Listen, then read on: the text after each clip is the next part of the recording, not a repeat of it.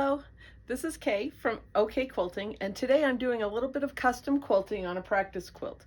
I have a pattern for this that's going to be available as a free download.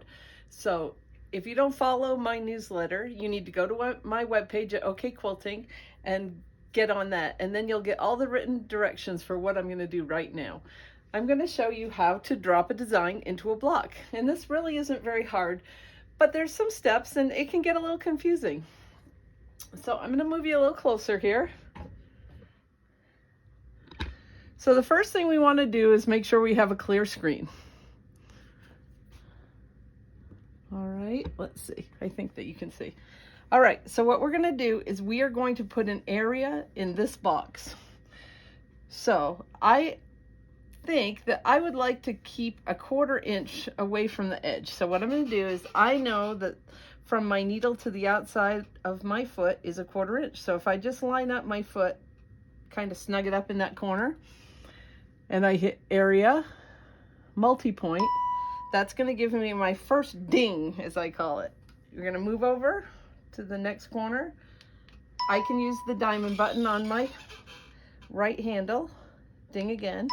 I'm using this is my Handy Quilter Forte that I am using this morning. And now I have an area, and you can see that it's not perfectly straight. That's okay, that's real life, okay? So now we're gonna decide what design. We're gonna go to File, Design, Open. And what we're using today are the free designs that come, well, they're all included with Pro Stitcher, which makes Pro Stitcher a really great deal. How about we put a feather block in here? So let's open that up. Okay, it's much too big for our area. I'm gonna take the easy way out today, and I'm gonna use Modify, Skew. Now we dinged 4 points, so I can use regular old skew, and it will pop it right in there.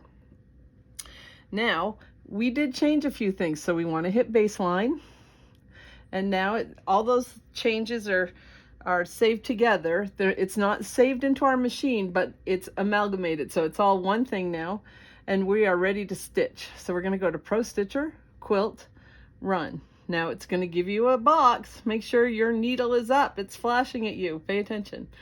All right, I'm fine here, so I'm going to hit Proceed, and Pro Stitcher's going to go where it wants to be. I have it set up so it will help me pull up my thread. I've got a grip on both of these threads now, and I'm going to say resume, and it's going to take off and start stitching.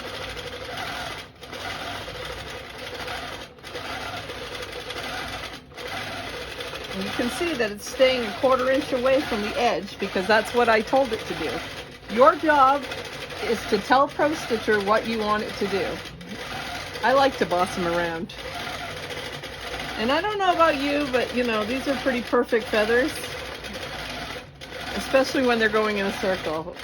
I'm not that great. Pro Stitcher's way better than me. So he's getting down the outside edge now. He's going to go into the middle. Grab that piece of lint.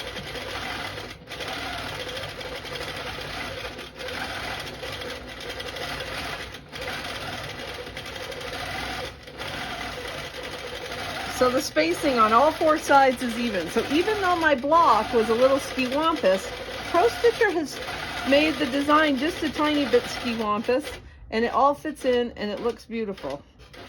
Okay, so now I'm just gonna pull up my bobbin thread. Remember, we move our machine away, we bring it back, we do needle down, needle up, and then we can trim off right at the bottom.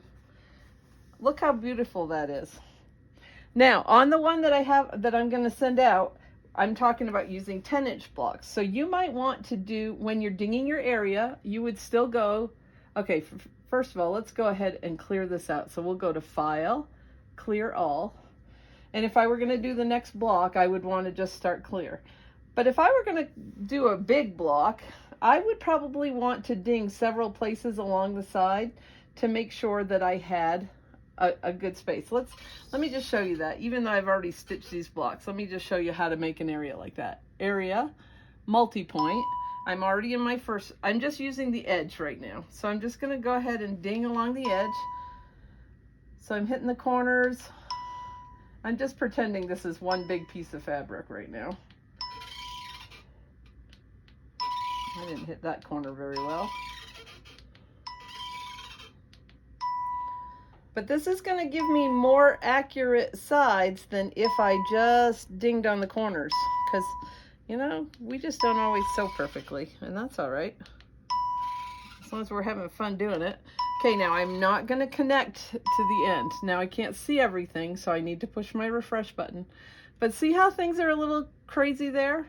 Now if I wanted to put a design in here, let's just pick the feather wreath again. Okay, now this time it looks too small, but that's okay. I can go to modify, skew, but I can't use skew this time probably because I have more. We can try it. Okay, see what happened? Things got really weird, so we're gonna undo. We're gonna use border skew. Border skew is meant to work with any shape that is more than 4 points, and this would stitch out just beautifully. So I hope that you'll go sign up for my newsletter and get the free download tomorrow. And I hope you'll give this a try. It really isn't hard, and you can custom quilt. You can do this on, if you had a quilt where you had some blank squares in the middle, put some feathers in. It will look great, and people will be really impressed with you. All right, have a great day.